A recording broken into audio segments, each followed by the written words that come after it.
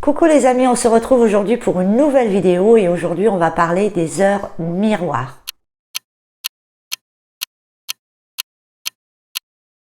Et oui, les heures miroirs, on en voit toute la journée et on se demande souvent quelle est leur signification. Alors tout d'abord, qu'est-ce qu'une heure miroir? Une heure miroir, c'est un nombre qui a le même nombre à côté, donc comme 11, 11, 12, 12, etc. Mais attention, en général, plutôt l'heure miroir, c'est le nombre, mais son effet miroir, c'est-à-dire par exemple, si vous avez 12, ça va être 21, vous voyez, parce que en face l'un de l'autre, ça fait vraiment l'heure miroir. Mais les deux ont une correspondance d'heure miroir. Alors, quelles sont leurs significations? On trouve de tout sur internet, on va vous dire qu'un ange blond, etc. vous suit, etc. Mais leur signification en fait, c'est beaucoup plus simple que ça. Ça veut dire tout simplement que vous êtes accompagné par vos guides. D'accord? Ça veut dire aussi que vous êtes soutenu par ce que vous êtes en train de faire juste avant d'avoir vu votre heure miroir. Ou alors ça va être un point positif, une réponse positive à un questionnement que vous avez pu vous faire juste avant de croiser cette heure miroir. Donc n'allez pas chercher midi à 14h. Dites-vous simplement que vous êtes accompagné positivement par vos guides, tout simplement. Donc ces heures miroirs-là sont des signes, des synchronicités, bien évidemment de nos êtres de l'autre côté, nos êtres de lumière qui nous protègent, mais on peut l'apparenter parfois aussi par nos défunts, par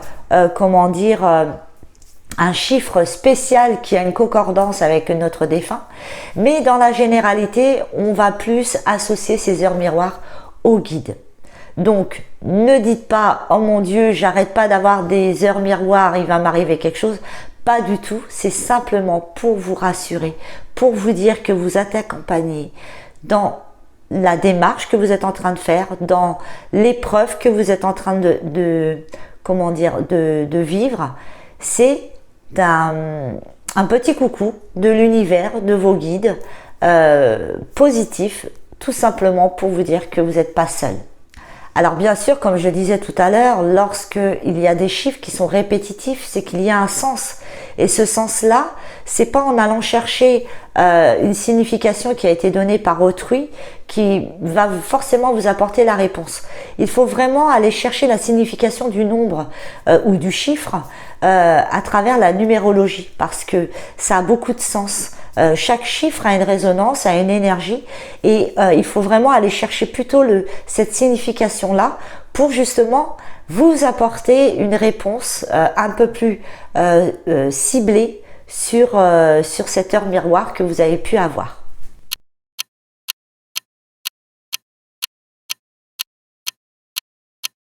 Alors bien évidemment, nous sommes suivis par les chiffres tout au long de notre vie. Nous avons une date de naissance, nous avons un numéro de maison, nous avons des numéros de téléphone, etc. Et nous avons aussi une heure de naissance. Et il peut y avoir des chiffres, comme je vous disais, qui viennent très souvent sur votre route. Peut-être un chiffre ou un nombre que vous appréciez, que vous aimez. Ou alors, ça peut être par vos défunts, c'est-à-dire une date spéciale. Par exemple, je ne sais pas, si vous tombez tout le temps sur 1705, ça veut peut-être rappeler la date anniversaire d'un défunt ou la date anniversaire du défunt. Ça peut être aussi une heure de naissance de votre défunt. Ça peut être plein de choses, ça peut être vraiment des chiffres qui ont une corrélation avec la vie de votre défunt. Voilà. Donc, il faut vraiment vous faire confiance, les amis. N'essayez pas d'aller chercher midi à 14h quand vous tombez sur des chiffres, sur des nombres ou des heures miroirs.